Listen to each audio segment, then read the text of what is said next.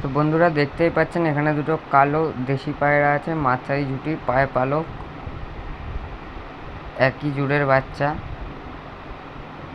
এবং এখানে দুটো সাদা দেশি পায়রা আছে, পায়ের লোম কাটা আছে, খোপা ঝুঁটি আছে একটার, আর দুটোই অ্যাডাল্ট, ডিম বাচ্চা করার মতো।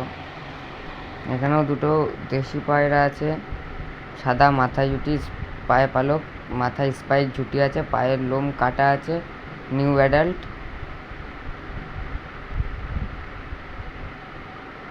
এখানেও দুটো দেশি বাচ্চা আছে, পাট্টা হয়েছে সবে, এখনো ডিম বাচ্চা করানো হয়নি।